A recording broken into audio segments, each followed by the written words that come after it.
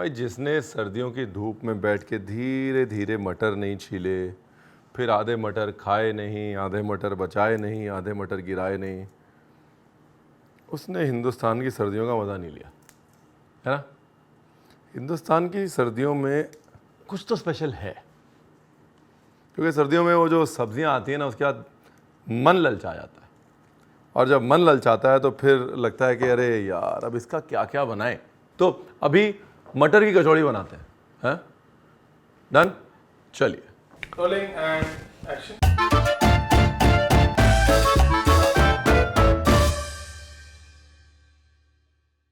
अगर मटर की बात करें, पीस की बात करें, तो पीस का इतिहास भी फर्टाइल क्रेसेंट से शुरू हुआ, यानी कि जहाँ से सारी दालें शुरू हुई मिडल ईस्ट के आजू बाजू, वहाँ से ही पीस भी शुरू हुए, क्योंकि टेक्निकली ये भी एक किस्म की दाल हैं, देर ऑल्सो लेग्यूम्स। और 10,000 BC यानी कि 12,000 साल पहले जो दालों के अवशेष हैं वो पाए गए हैं। और बहुत समय तक ये समझा जाता था कि नहीं भाई यहाँ से दालें शुरू हुई, लेकिन अभी रिसेंटली डिस्कवर हुआ है कि थाईलैंड में भी पीज़ जो थे वो शुरू हो चुके थे। हिंदुस्तान में पीज़ लगभग 5-1 हज़ार साल पहले आए, और उसके बाद तसल्ली से जो उनका इस्तेमाल होने लगा वो इस कारण से था क्योंकि ये बड़े अच्छे से स्टोर हो जाते थे। एक बार अगर सुखा के रख लिए जाएं तो बहुत लंबे समय तक चलते थे। और हिंदुस्तान में क्योंकि वेदर ऐसा था कि बहुत गर्मी होती थी या बहुत सर्दी होती थी, peas stored well, that's why they became extremely popular in India. हरे मटर की कचौड़ी बनाने के लिए आपको चाहिए हरे मटर। दूसरी तरफ कचौड़ी के लिए मसाला बनाना है। ये जो रेसिपी है ना मसाले की, बड़ी मज़ेदार है, ध्यान से देखिएगा। ये गया धनिया, यूँ समझ लीजिए कि धनिया 2 भाग, सौंफ 2 भाग और जीरा जो है वो 1 भाग। तो जितना मर्जी आप बोलिए, जो कचौड़ी बनारस की है ना उसका कोई मुकाबला नहीं। बिल्कुल धीरे धीरे, एकदम सब्रो करार का परिचय देते हुए धीरे धीरे भूनना है इसको। यूँ समझ लीजिए कि मटर और सौंफ का मेल जो है ना बड़ा अच्छा है, क्योंकि जितनी मर्जी कोशिश कर लीजिए, मटर की मिठास, सर्दियों के मटर की मिठास जो है वो आपको सम्मोहित कर ही देगी, और उस मिठास को बैलेंस करने के लिए सौंफ बहुत ज़रूरी है। देखिए मैं ना बारीक नहीं पीसता, हल्का हल्का दरड़ा हो तो स्वाद बड़ा अच्छा आता है, तो हल्का मोटा ही रखेंगे इसको। कोशिश करें कि छोटी सौंफ इस्तेमाल करें, क्योंकि एक तो इसमें जायका ज़्यादा होता है, दूसरा जो हरी सौंफ या बड़ी सौंफ है ना उसको कई बार रंग डाल के सोख करते हैं, उसमें रंग आ जाता है। छोटी सौंफ का इस्तेमाल करें, छोटी सौंफ में रंग भी नहीं होता, जायका भी तेज़ होता है। कभी भी कोई भी नमकीन चीज़ बनाए तो हमेशा छोटी सौंफ।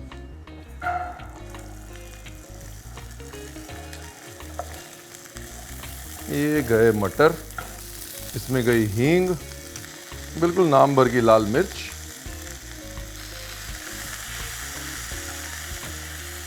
ये जो खुशबू है, जो आवाज़ है, इससे पता लग रहा है कि सर्दियां आ चुकी हैं। मोतियों जैसे चमक रहे ना, तो पहले ऐड आती थी ना, राजू तुम्हारे दांत तो मोतियों जैसे चमक रहे हैं, यहाँ पे ना जी रणवीर तुम्हारे मटर तो मोतियों जैसे चमक रहे हैं। नमक हल्का सा, एक बार मसाला भुन जाए ना ऐसे घी में, थोड़े मटर भुन जाए, उसके बाद थोड़ा सा पानी डालेंगे।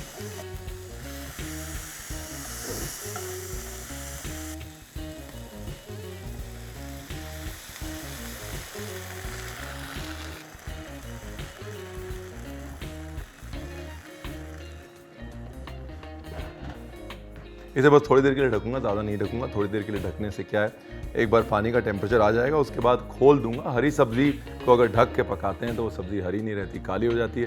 कुल मिला के हरी सब्जी बनाए तो उसे ढकें ना, अगर आप ढकेंगे तो बना जाएंगे हरी सब्जी, बन जाएगी काली सब्जी। और आप कहेंगे रणवीर आपने बताया नहीं, रणवीर ने बताया था हरी सब्जी को ढक के नहीं पकाना। भाई डन, मटर जो है वो पक गया है, मान लीजिए आपका मटर मीठा नहीं है तो उसके अंदर थोड़ी सी शक्कर डाल दीजिए, क्योंकि मटर की मिठास बहुत ज़रूरी है। मटर की कचौड़ी के लिए मटर की मिठास बहुत ज़रूरी है। थोड़ा सा काली मिर्च का पाउडर। मटर को हमेशा पका के पीसिए। पका के पीसने से ही मटर का जो असली जायका है वो निकल के बाहर आता है। तो भाई ये जो फीलिंग है ना, ये फीलिंग बड़े मज़े की है। मज़े की जानते क्यों है? मज़े की इसलिए है क्योंकि अगर इस फीलिंग को ऐसे ही ठंडा कर दें और इसको ऐसे करके रख लें तो बन जाएगी हरे मटर की टिक्की। मटर की टिक्की चाट के लिए। और अगर यही फीलिंग लें और उसको कचौड़ी के अंदर भर दें तो बन जाएगी हरे मटर की कचौड़ी। सिंपल। इसको रख देते हैं ठंडा होने के लिए। तो भाई अब बारी है डो की।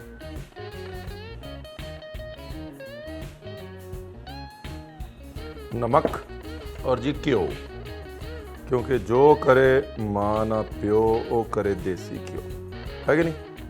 अच्छा, और कुछ नहीं डालना है इसमें, कि फिलिंग में इतने स्पाइसेस ऑलरेडी हैं कि इसको बिल्कुल न्यूट्रल रखेंगे, लेकिन मोइन अच्छे से लगाएंगे, खस्ता बराबर करेंगे इसको। पानी, ठंडा पानी। जब भी घी का मोइन लगाए ना, ठंडा पानी डालें, क्योंकि ठंडे पानी से घी जो है वो जुड़ जाता है, डो अच्छा बनता है। बिल्कुल धीरे धीरे पानी ऐड करना है। पानी ज़्यादा हो गया तो कुछ का कुछ बन जाएगा। और ज़्यादा नहीं गूंदना। मोइन वाले डो को कभी भी ओवरवर्क नहीं करते, ज़्यादा नहीं गूंदते।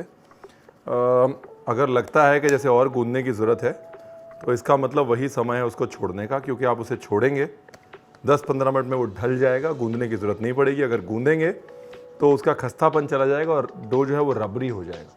इसके लिए अगर डो में मोइन लगाया है तो उसको ओवरवर्क नहीं करना, ठीक है ना जी? चलिए जी, तो अब डो हो गया, फिलिंग हो गई, सिर्फ तलने के लिए तेल चाहिए और उसके बाद कचौड़ी पार्टी।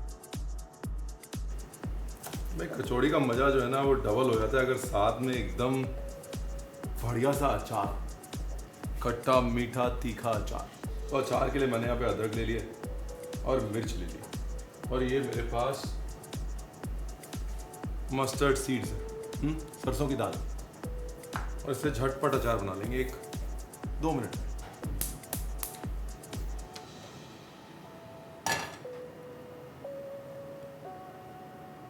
मस्टर्ड ऑयल, उसके बाद राई की दाल,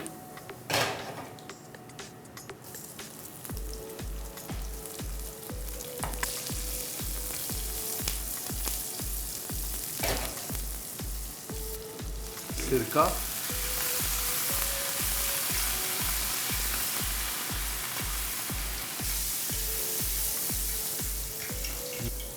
शक्कर। ये बन गया आपका खट्टा मीठा इंस्टेंट क्विक अचार। 1 महीने तो कुछ नहीं होगा, ये तो मेरी गारंटी है।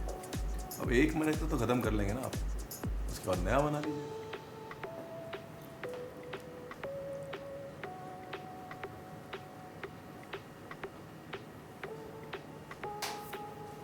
ये हो गया इंस्टेंट अचार रेडी। अब बनाते हैं कचौड़ी। कचौड़ी बनाने के लिए छोटे छोटे पेड़े, जितना बड़ा नींबू उतना बड़ा पेड़ा, लेमन साइज बॉल्स। तेल या घी लिया,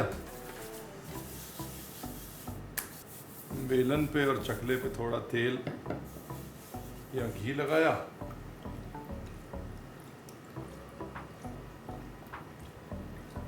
देखिए कचौड़ी की अगर बात करें तो कचौड़ी हिंदुस्तान की है, और हालांकि कचौड़ी बनारस की बहुत फेमस है, इंदौर की बहुत फेमस है, लेकिन कचौड़ी के जो ओरिजिन है वो मारवाड़ के हैं।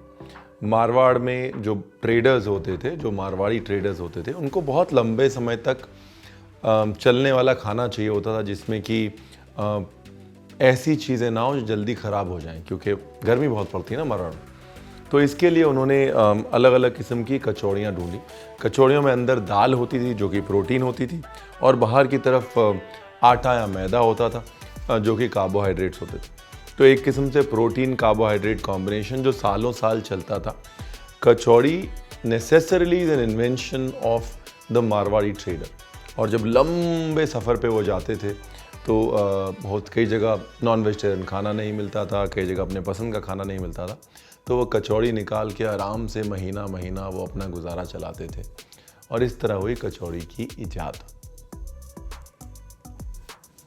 भाई कभी भी पूरी कचौड़ी या किसी भी तलने वाली चीज़ का काम करते हैं तो उसमें सूखा आटा नहीं लगाते, वो ना चिपके उसके लिए घी लगाते हैं। और घी लगाने का कारण ये होता है कि सूखा आटा जो है जब तेल में डालते हैं तो छूट जाता है, तेल गंदा कर देता है।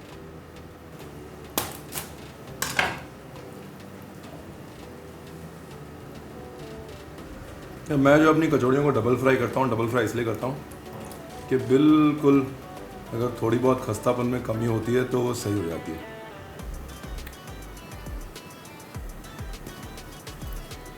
And done. चटनी, कचौड़ी, अचार, और नीचे वो जो सब्सक्राइब का बटन और बेल आइकॉन है ना, वो दबा देना मेरे यार।